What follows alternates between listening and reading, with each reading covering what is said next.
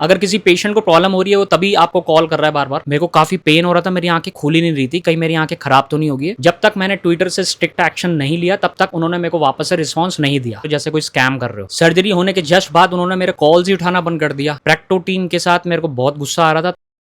मैं अपनी कहानी बताता हूँ। मेरे को बचपन से ही चश्मा चढ़ा हुआ था और मेरी आंखों का नंबर बहुत ज्यादा था। मैं अपना नंबर मेंशन कर देता हूँ स्क्रीन पे। मतलब मेरे को दिखने में बहुत ज्यादा दिक्कत थी और साल 2022 में मेरे को बहुत ज्यादा प्रॉब्लम होना स्टार्ट हो गई थी, मेरी आंखें लाल हो जाती थी। तो तब मैंने डिसाइड किया कि मैं अपनी लेजर सर्जरी करवाऊंगा। अब मेरे को स्टार्टिंग में बिल्कुल भी नॉलेज नहीं थी, तो मैंने इसके बारे में सर्च करना स्टार्ट कर दिया। गूगल पे जैसे मैंने लिखा लेजर सर्जरी, तो उस पे सबसे पहले कुछ वेबसाइट दिखी जिसमें सबसे नंबर 1 पे थी प्रैक्टो। ये लोग एड्स चला के रखते हैं जिस वजह से सबसे टॉप पे दिखते हैं। ये जो सबसे ज्यादा पैसे देगा वो सबसे ऊपर दिखेगा। तो स्पॉन्सर्ड एड में प्रैक्टो सबसे पहले शो करा। मैंने उस पर क्लिक करा, वेबसाइट को मैंने स्क्रॉल वगैरह करा और वेबसाइट बंद कर दी, बाहर आ गया। फिर दूसरी वेबसाइट चेक करने लगा। इतनी देर में मेरे को प्रैक्टो की तरफ से कॉल आ गई, कस्टमर केयर की तरफ से, जो कि सेल्स टीम करती है। और उन्होंने मेरे से बोला कि सर आप हमारी वेबसाइट पे कुछ सर्च कर रहे थे, तो इनको एक मैसेज चला जाता है क्योंकि इनके पास CRM सॉफ्टवेयर होता है जिससे इनको पता चल जाता है कि कोई इनकी वेबसाइट पे इंक्वायरी कर रहा था। तो इन्होंने मेरे से मेरी सारी चीजें पूछी। मैंने बताया कि मैं लेजर सर्जरी प्लान कर रहा हूँ। तो इन्होंने मेरे को गाइड किया कि सर हम आपकी हेल्प करेंगे, हम लेजर सर्जरी कराने में मदद करते हैं, हमारी कंपनी है, ये वो सारी चीजें बताते हैं। मेडिकल कंपनी होती है ये, इनकी एक स्क्रिप्ट होती है जिसको ये फॉलो करते हैं। इनके पास कुछ डॉक्टर्स होते हैं जिसके थ्रू ये और चीजें गाइड करते हैं। मैंने खुद भी मेडिकल लाइन में काम करा है, इसलिए मेरे को सारी चीजें पता है कि किस तरीके से ये पैटर्न को फॉलो करते हैं। तो उस टाइम पे प्रैक्टो टीम ने मेरे को बताया कि जैसे अगर मैं सर्जरी प्लान कर रहा हूँ तो मेरे को पहले डॉक्टर को जाके विजिट करना पड़ेगा और वो टेस्ट करके बताएंगे कि किस तरह की सर्जरी मेरे लिए बेस्ट रहेगी। उन्होंने मेरे को सजेस्ट किया कि आपकी लोकेशन के मुताबिक 3 हॉस्पिटल्स पड़ते हैं जहां से जाके आप अपनी सर्जरी करवा सकते हो। तो उसमें उन्होंने मेरे को एक लाजपत नगर में हॉस्पिटल बताया, एक इन्होंने मेरे को पश्चिम विहार में जो बताया आय मंत्रा हॉस्पिटल, तीसरा भी मेरे को याद नहीं है। 3 हॉस्पिटल में से सबसे पास मेरे को पश्चिम विहार का आय मंत्रा हॉस्पिटल पड़ रहा था। तो इन्होंने कहा कि आप वहां जाके टेस्ट करवाएंगे तो उसकी अपॉइंटमेंट हमारी तरफ से होगी, आपको कोई चार्जेस पे नहीं करने पड़ेंगे। तो उन्होंने बोला कि आप कब जाना चाहेंगे, कल जाना चाहेंगे। तो मैंने बोला ये बहुत जल्दी से आगे बढ़ रहे हो आप। मैंने उस टाइम उनको बोल दिया कि मैं सोच के बताता हूँ और मैंने फोन को काट दिया। थोड़े टाइम बाद मेरे को फिर से कॉल आया। वो मतलब बार बार कॉल करते हैं कि सर क्या हुआ, क्यों आप इसको इग्नोर कर रहे हो, आप इसको फॉलो करोगे आपको बेनिफिट मिलेगा, हम सारी चीजें हैंडल कर लेते हैं। तो मेरे को उस टाइम डाउट्स थे। इन्होंने क्या करा, अपनी तरफ से किसी डॉक्टर से भी मेरे को कॉल करवाई और उसने मेरे को समझाया कि आपकी सर्जरी है, आपके आंखों का नंबर इतना है, तो मेजरली आपकी इस तरह की सर्जरी हो सकती है। वो सर्जरीज के नाम बता रहे थे। डेफिनेटली कोई नया बंदा सर्जरीज के बारे में सुनेगा तो उसको नाम से तो समझ में नहीं आएगा। अब जैसे उन्होंने बोला था कि आपकी अपॉइंटमेंट हम बुक कर रहे हैं, तो मैंने फाइनली 3-4 दिन बाद मैंने सोचा कि जाके एक बार देख ही लेता हूँ। तो मैं आय मंत्रा हॉस्पिटल में चला गया। वहां जैसे मैं पहुंचा तो वहां पे और भी बहुत सारे लोग आए हुए थे प्रैक्टो की तरफ से। कुछ टाइम में बैठा, फिर मैं डॉक्टर से मिला तो डॉक्टर ने मेरे को समझाया, मेरे टेस्ट वगैरह करे, बजट का पूछा। बजट का इन लोगों की बातचीत हो रखी होती है क्योंकि जो प्रैक्टो है ये थर्ड पार्टी सर्जरी के लिए इनको क्लाइंट्स या कस्टमर बोलूंगा देते हैं, जिसके लिए ये आगे प्लान करते हैं कि जिसका जितना बजट है उस बेसिस पे उसको उसके लिए वो सर्जरी करेंगे। मेरे को इतना नहीं पता था। अगर मेरे को पता होता कि बजट के बेसिस पे सर्जरी हो रही है तो फिर मैं शायद दूसरी सर्जरी भी प्लान कर सकता था, बट जितना ज्ञान उतना काम वाला सीन था उस टाइम पे। तो डॉक्टर ने मेरे को ट्रांस PRK सर्जरी सजेस्ट करी और बजट उन्होंने मेरे को बताया 60,000 में आपकी सर्जरी हो जाएगी। तब उस टाइम पे मेरे को जो ठीक लगा, मैंने सोचा कि चलो 60,000 में हो रही है। सारी चीजें जब बात होगी मेरी डॉक्टर से, मैं घर आ गया वापस। फिर मैंने प्रैक्टो टीम से बात करी तो मैंने उनसे सारी चीजें डिस्कस करी कि कोई प्रॉब्लम तो नहीं आएगी, आफ्टर सर्जरी कोई दिक्कत आती तो आप मैनेज कर लोगे। तो वो सेल्स टीम से नितिन नाम का कोई इंसान था, उसने बोला कि सर आपको कोई प्रॉब्लम नहीं आएगी, हम सारी चीज मैनेज कर लेंगे। फिर भी मेरे को कुछ ना कुछ डाउट्स थे। मेरे घर के पास एक और डॉक्टर था, मैंने उसको जाके भी दिखाया अपनी आंखों का। वो बहुत अच्छे से समझाते हैं मेरे को, वो भी डॉक्टर काफी ठीक लगे। उन्होंने मेरे को समझाया मेरी कंडीशन के बारे में। उन्होंने मेरे को बताया कि मेरी आंखों में थोड़े से इश्यूज हैं, हो सकता है आपकी सर्जरी ना भी हो। हालांकि ये बात मेरे को आय मंत्रा के डॉक्टर ने भी कही थी, लेकिन वो मिनिमम बात करी थी आय मंत्रा के डॉक्टर ने, जैसे कि बहुत जल्दी हो पेशेंट्स को लेके। लेकिन जो मेरे घर के पास वाले डॉक्टर थे उन्होंने मेरे को डिटेल में समझाया कि मैं आपको बताऊंगा कि आपकी सर्जरी हो भी सकती है या नहीं हो सकती, क्योंकि मेरी आईज में उन्होंने लेटेस्ट डीजनरेशन की दिक्कत बताई थी जिसमें सर्जरी में थोड़ा बहुत प्रॉब्लम हो सकती है। कुछ टाइम उन्होंने लिया और फिर उन्होंने मेरे को कॉल करके बताया कि आपकी सर्जरी हो सकती है, कोई दिक्कत नहीं है। बट उनका जो प्राइसिंग था सेम सर्जरी का थोड़ा बजट ऊपर जा रहा था, इस वजह से मैंने उनसे सर्जरी ना करवा के आय मंत्रा से ही प्लान करा सर्जरी करवाने का। एक डेट फाइनल हुई, सर्जरी हुई। सर्जरी के बाद उन्होंने मेरी आंखों में जैसे ट्रांस PRK सर्जरी होती है तो कॉन्टैक्ट बैंडेज लेंसेज लगाते हैं, उसके बारे में उन्होंने मेरे को नहीं बताया। मेरी सर्जरी हुई, मेरे को नीचे आके मैं बैठ गया था, मेरे को काफी पेन हो रहा था, मेरी आंखें खुल ही नहीं रही थी क्योंकि उन्होंने बैंडेज लेंसेज लगाए हुए थे। मतलब जैसे ही मैं अपनी आंखें खोलता था तो मेरी आंखों में से पानी आता था और बहुत भयंकर जलन होती थी। कैब बुक करवाई, प्रैक्टो टीम ही सारी चीजें मैनेज करती है, उन्होंने कैब बुक करवाई, मैं घर पहुंच गया अपने। रात तक मैं आंख नहीं खोल पाया, मेरे को बहुत जलन होती रही, मेरे को ड्रॉप्स वगैरह उन्होंने दिए थे आई मंत्रा हॉस्पिटल वालों ने। रात भर मेरे को पेन हुआ, सुबह तक मेरे से आंख खुली ही नहीं रही थी। जब भी मैं आंख अपनी खोलता था बहुत पानी बह रहा था और मेरे को ब्लरनेस थी बहुत ज्यादा। तब मेरे अंदर डर बैठ गया, क्योंकि फर्स्ट टाइम ऐसे कोई चीज हो रही है तो मेरे अंदर ये डाउट बैठ गया कि कहीं मेरी आंखें खराब तो नहीं होगी। तो मैंने प्रैक्टो टीम से कांटेक्ट करने की कोशिश करी, जिसने मेरी सारी चीजें मैनेज करी थी। उस इंसान से मैंने बात करने की कोशिश करी तो उसने मेरी कॉल ही नहीं उठाई। मेरे को डाउट हुआ कि ये कॉल क्यों नहीं उठा रहा है, मेरे को इतना पेन हो रहा है, क्योंकि ये सारी चीजें मैनेज करना बड़ा मुश्किल हो रहा था मेरे लिए। मैं बड़ी मुश्किल से अपनी आंखों को खोल के कॉल मिला रहा था और वो इंसान मेरी कॉल ही नहीं उठा रहा। फिर मैंने आई मंत्रा हॉस्पिटल में कॉल करा कि मैं जानना चाह रहा था मेरी आंखों में कोई प्रॉब्लम तो नहीं है। थोड़ा सा एक डॉक्टर बात कर लेता है तो थोड़ा सुकून मिल जाता है। बट आई मंत्रा में जब मैंने कॉल करी तो वहां की जो टीम थी, वहां पे भी एक सेल्स टीम होती है, वहां पे भी वो मेरे से डॉक्टर से कनेक्ट नहीं करवा रहे, कह रहे अब डॉक्टर नहीं आए, डॉक्टर अभी बिजी है। प्रैक्टो टीम के साथ मेरे को बहुत गुस्सा आ रहा था। तब मैंने बैक टू बैक कॉल करी, कस्टमर केयर को कॉल करी, कोई मेरे को रिस्पॉन्स नहीं आ रहा था। तब मैंने ट्विटर पे पोस्ट किया कि मेरे को इस तरह की प्रॉब्लम हुई है और प्रैक्टो टीम रिप्लाई नहीं कर रही है। तब जाके ट्विटर पे पोस्ट करने के बाद मेरे को प्रैक्टो की टीम से अपने आप कॉल्स आई। जब मैंने इतना एक्शन लिया, बड़ी मुश्किल से मैंने टाइप किया, आंखें खोल के बड़ी मुश्किल से मैंने ट्विटर पे पोस्ट किया, तब जाके मेरे को कॉल आई है। फिर मैंने उनको समझाया ऐसे ऐसे बात है। जब बहुत ज्यादा भसड़ होगी, बहुत सारे लोगों से बहस करी मैंने, तब जाके मेरे को आई मंत्रा के डॉक्टर ने कॉल करी 2-3 घंटे बाद, और वो भी काफी चिढ़ के रूडली कि क्या प्रॉब्लम है। मैंने उनसे पूछा कि मेरे को ऐसे प्रॉब्लम हो रही है अपनी आंखों में, तो इसके पीछे का रीजन क्या है, आप थोड़ा सा मेरे को समझा देते, क्योंकि सर्जरी के बाद भी आपने मेरे से ढंग से बात नहीं करी। और ये सारे क्वेश्चन करने से पहले मैं खुद ही गूगल पे सारी चीजें पढ़ के बैठ चुका था कि शायद मेरे को कॉन्टैक्ट बैंडेज लेंसेज लगे हैं। तब मेरे को डॉक्टर ने बताया कि आपको बैंडेज लेंसेज लगे हैं, इस वजह से आपको प्रॉब्लम हो रही है, 7 दिन में हम हटा देंगे। ये भी काफी रूडली बताया उन्होंने मेरे को। तब मेरे को थोड़ी सी होप आई। प्रॉब्लम ये नहीं थी कि डॉक्टर ने सर्जरी कैसे करी, मेरा कहने का मतलब ये है कि जब सर्जरी हो जाती है उसके बाद इनको एक प्रॉपर रिस्पॉन्स तो देना चाहिए कस्टमर को। ऐसा थोड़ी है कि सर्जरी होने से पहले आप अच्छे से रिस्पॉन्स दे रहे हो और सर्जरी होने के बाद आप कोई रिस्पॉन्स ही नहीं दे रहे हो। प्रैक्टो से भी मेरे को उम्मीद नहीं थी। चलो मैं डॉक्टर का तो समझ सकता हूँ कि मैंने प्रैक्टो के थ्रू सर्जरी करवाई है, बट प्रैक्टो की टीम को एटलीस्ट आफ्टर सेल्स, उनके लिए तो सेल्स ही है अगर मेरी सर्जरी हो रही है तो सेल्स के बाद उनको एटलीस्ट अपने कस्टमर का इतना ध्यान तो रखना चाहिए। सर्जरी होने के जस्ट बाद ही आप कॉल उठाना बंद कर रहे हो, जैसे कोई स्कैम कर रहे हो। आप प्रैक्टो की वेबसाइट पे जाओगे ना, सर्च करोगे, उनसे कॉन्टैक्ट करने का तरीका तो कोई है ही नहीं, आपको मेल वगैरह भेजने पड़ेंगे, तब जाके उनसे बात होगी, कोई कॉन्टैक्ट नंबर नहीं होते हैं। तो उस टाइम पे तो मेरी प्रॉब्लम सॉल्व होगी, जैसे तैसे बहुत सारी चीजें हुई, मैंने सॉल्व कर ली। लेकिन क्या मैं दूसरे लोगों को सजेस्ट करूंगा प्रैक्टो से सर्जरी करवाने के लिए? बिल्कुल भी नहीं। मेरे नॉन में एक भैया थे, उन्होंने भी सर्जरी करवाई थी, उन्होंने डायरेक्ट आई मंत्रा से सर्जरी करवाई, 50,000 उनके लगे, सेम सर्जरी करवाई उन्होंने, उनको इतनी प्रॉब्लम्स नहीं आई। मैं हॉस्पिटल को ब्लेम नहीं कर रहा हूँ, आजकल मेडिकल लाइन कैसी हो चुकी है आप लोगों को पता है, लेकिन ये जो मेडिकल की जो एप्स है ये भी कितनी डिस्गस्टिंग हो गई है। इस चीज का मैं रिव्यू शेयर करना चाहता था कि जो इंसान प्रैक्टो से सर्जरी करवाने का प्लान कर रहा है, भाई सोच समझ के कराना। हो सकता है कि उन लोगों के साथ इतनी कॉम्प्लिकेशन ना हो जितना मेरे साथ हुआ है, बट एज अ ह्यूमन, अगर मैं भी किसी सेल्स टीम में हूं, मैंने खुद भी मेडिकल में काम करा है, तो मैं आफ्टर सेल्स भी अपने क्लाइंट्स का बहुत ध्यान रखता था। वो तो कंपनी ही, ये मेडिकल लाइन ही ऐसी है जिसमें आफ्टर सेल्स कस्टमर की कोई वैल्यू नहीं होती, चाहे आप हॉस्पिटल में चले जाओ या फिर आप किसी तरह की कोई बुकिंग कर रहे हो या कोई मेडिसिन मंगवा रहे हो। तो पर्सनली मैं प्रैक्टो को रिकमेंड नहीं कर रहा हूँ। अगर आपको सर्जरी करानी है तो डायरेक्टली आप हॉस्पिटल से जाके करवा लो। मेरे को इतनी नॉलेज नहीं थी, खुद से सारी चीजें मैनेज करनी थी, तो समझने में थोड़ा मेरे से भूल हो गई। आई मंत्रा हॉस्पिटल को मैं खराब नहीं कह रहा हूँ, 100 में से 10 केसेस होते होंगे जिसको दिक्कत आती होगी। मेरा एक्सपीरियंस थोड़ा सा खराब रहा, बट हो सकता है आपका एक्सपीरियंस इतना खराब ना रहे। तो ये मेरा प्रैक्टो का रिव्यू है पर्सनल, जो मैं आप लोगों के साथ शेयर कर रहा हूँ। जो लोग भी प्रैक्टो से सर्जरी करवाने का सोच रहे हैं, भाई एक बार सोच लेना, प्लान करने से पहले रुक के डायरेक्ट हॉस्पिटल से भी बात कर लेना। मेरे से भी आप कॉन्टैक्ट कर सकते हो, मैं रिप्लाई कर देता हूँ। कुछ बातें मैं बताना भूल गया था प्रैक्टो के बारे में। बाद में मेरे को पता चला कि जो मेरी सर्जरी की कॉस्ट थी वो अराउंड 50,000 के आसपास हो गई थी, और प्रैक्टो की जो कमीशन थी वो अराउंड 10,000 के आसपास पड़ी होगी, क्योंकि प्रैक्टो एक तरीके से बिचौलिया का काम कर रहा है। मतलब समझ रहे हो, थर्ड पार्टी जो होता है वो हॉस्पिटल्स को पेशेंट्स दे रहे हैं एज अ कस्टमर, तो इसलिए प्रैक्टो उस चीज के लिए कमीशन लेता है। या कोई भी अगर आप मेडिकल कंपनी के थ्रू करवा रहे हो सर्जरी वगैरह, जो आगे